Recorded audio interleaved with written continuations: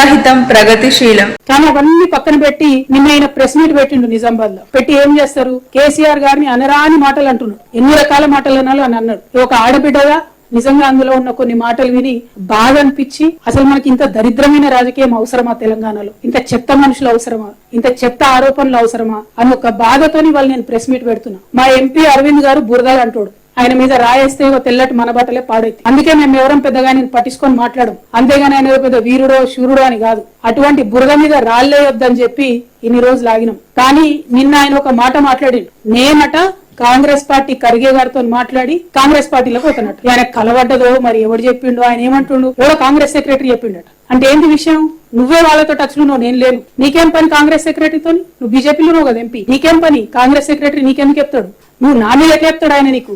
అంటే నువ్వు ఎన్నికలలో వాళ్ళకి పైసలు ఇచ్చినావు కాబట్టి, ఎన్నికలలో కాంగ్రెస్ పార్టీ నువ్వు కలిసి పనిచేసారు కాబట్టి, నిజామాబాద్ జిల్లాలో ఏ చిన్న నాయకుడిని అడిగినా చెప్తారు, కంప్లీట్లీ సరెండర్డ్ కాంగ్రెస్ పార్టీ అక్కడ ఎన్నికలలో. కాబట్టి ఇవాళ అరవింద్ అనేటోడి వాళ్ళ పార్లమెంట్కి పోయిండు. మా నిజామాబాద్ ప్రజల కర్మ, దురదృష్టం, మన తెలంగాణ ప్రజల దురదృష్టం. నేను ఇవాళ ఒకటే మాట చెప్తా ఉన్నా, కాంగ్రెస్ పార్టీ కాదు, ఇంకో పార్టీ కాదు, నా బతుకు నా పుట్టుక తెలంగాణ.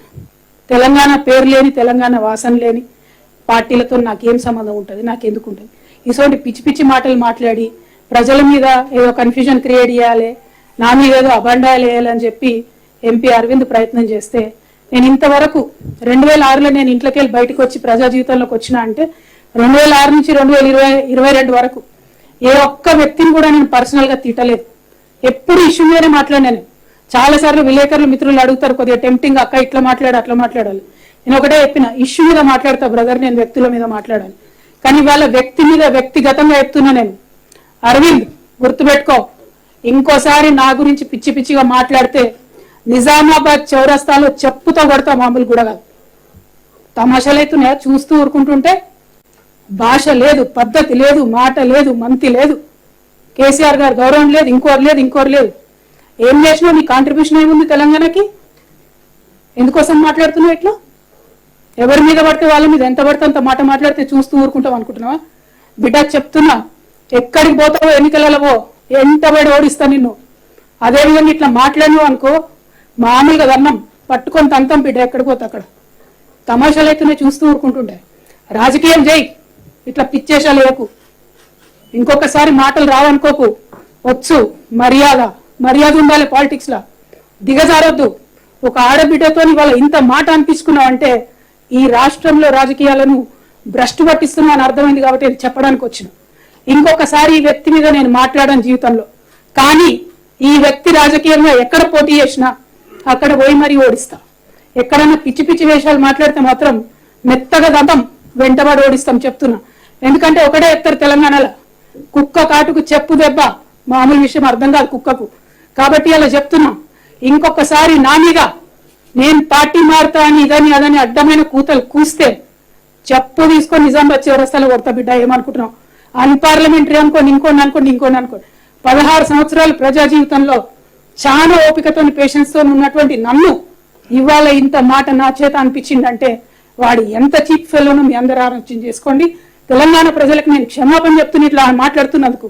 కానీ తప్పక ఆవేదనతోని, బాధతోని, ఒక ఆడబిడ్డమైన రాజకీయాల్లో డిగ్నిఫైడ్గా ఉండాలి. నన్ను చూసి 10 మంది ఆడపిల్లలు రాజకీయాల్లోకి రావాలనుకున్నా కానీ ఎవరు కూడా వెనక్కిపోవద్దు అనుకున్నా నేను. కానీ వాళ్ళు ఇట్లా మాట్లాడాల్సి వచ్చినందుకు బాధతో మాట్లాడుతున్నా. ఇవాళ ఇంకో విషయం కూడా నేను చెప్తున్నా, అడగండి ఖర్గే గారిని. ఇంతమంది ప్రెస్ మిత్రులు ఉన్నారు కదా, నేను ఫోన్ చేసినాము, అడగండి ఖర్గే గారిని. ఖర్గే గారు మాకు పార్లమెంట్ లో తెలుసు, మా లాంటి ఫస్ట్ టైం పార్లమెంట్ మెంబర్లు అందరినీ కూడా దగ్గరికి కూడేసుకొని మాట్లాడి అని అనేక విషయాలు చెప్పేటోడు. ఫ్రెండ్షిప్ ఉంది, అందరితో ఉంటది, 100 మందితో ఉంటది. నీలాగా పిచ్చోళ్ళతో ఎవరు మాట్లాడరు. మంచోళ్ళతోని, పాలిటిక్స్ లో పొలైట్ ఉండేటోళ్ళతో అందరు మాట్లాడతారు. ఇంకొకసారి మాత్రం లైన్ దాటితే ఊరుకోము, కొట్టి సంపుతామని కూడా ఈ సందర్భంగా చెప్తా ఉన్నా. అదేవిధంగా ఇంకా అనేక అంశాల మీద మాట్లాడిను. పసుపు బోర్డు అంటాడు.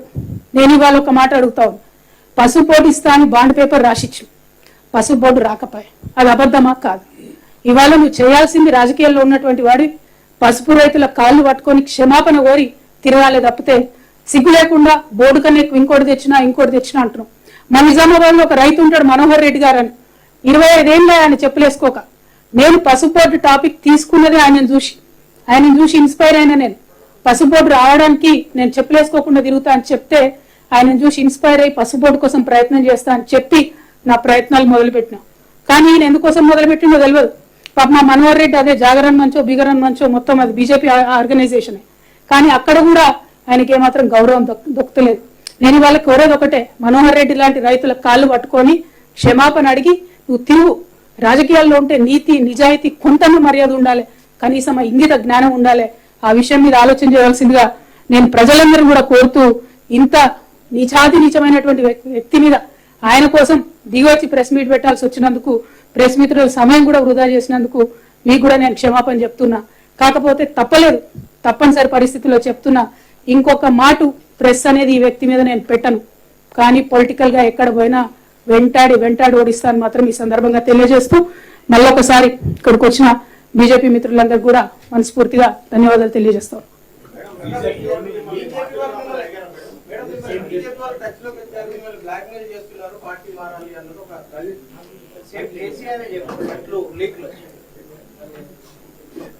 లీక్ ఎవరిచ్చారన్న ఫస్ట్ నాకు అది పెద్ద ప్రశ్న అసలు.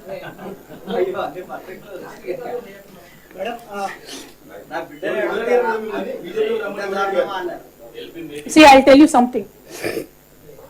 In this country at this point of time, there have been multiple proposals given to me by various people. I'm a very decent politician. I want to remain in this country in politics for a long time. I'm not going to name anybody. There have been proposals that were brought up to me by friends of BJP, friendly organizations of BJP, asking me to join the party, and they proposed a model called Shinde model. I said, Telangana people do not cheat people of Telangana. Telangana people do not betray their own parties and their own leaders. We will become leaders on our own strength, not by backdoor. We have rejected their proposal very politely. Now what will they do after that is a different story. We are in politics, we are in public life, we are always among the people, we will face it. We are seeing a trend where the opposition leaders have been harassed by ED, like Hemant Soren yesterday, he himself said, I am a chief minister, I have asked for 1 week deferment of my ED questioning, but ED refused to even give me an extension. He in fact said, I am in a constitutional post, where will I run away? So this is a very unfortunate trend that we are seeing in this country. All I am trying to tell you is, there will be multiple proposals in politics. Some are accepted, some are rejected.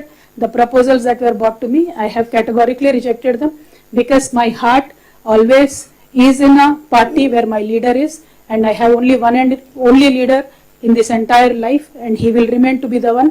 That is Honorable KCR Garu.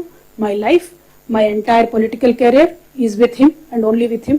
That I have categorically told to the people whoever came, and they went back. Well, what will they do after that is irrelevant. Whatever they do, we will face it. It is not a big deal. You've been targeted by the agency because you are not shifting out of TRS now. See, well, I can't say that, because as of now I did not get a summon.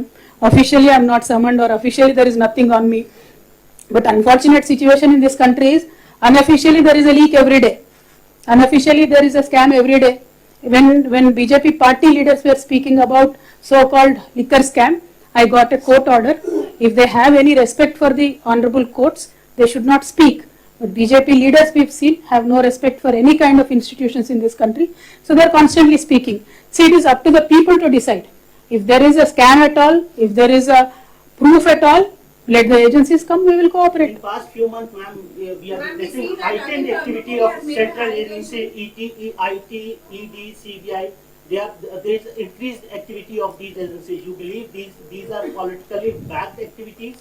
जी, लालू प्रसाद जी ने एक बार बहुत अच्छे से बताया था कि BJP के 3 दामाद हैं, ईडी, सीबीआई, आईटी.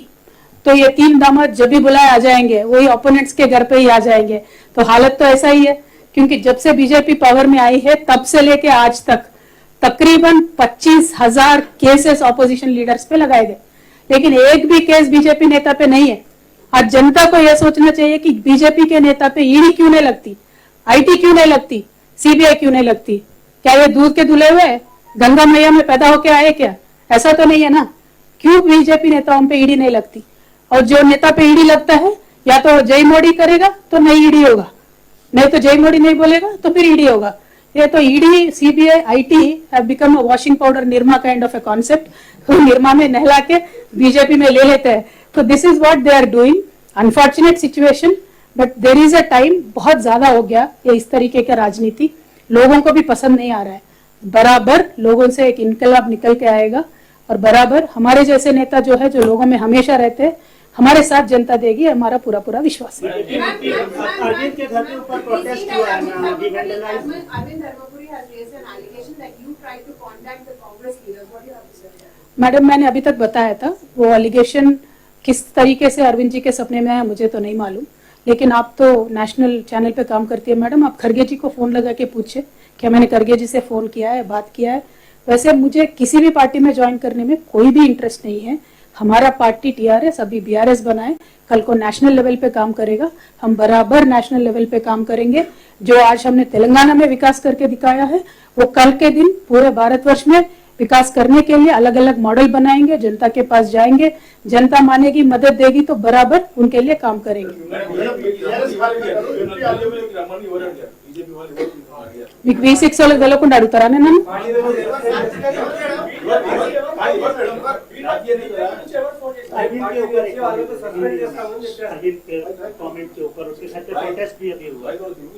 उनके पास पूछने को क्या है जी, अरविंद जी हमारे ये क्या बोलते बुर्दा नहीं मट रहे हिंदी ना दिलो, कीचड़ के तरह होते हैं हमारे अरविंद जी, इसीलिए हम लोग कोई उनके ऊपर पत्थर नहीं डालते।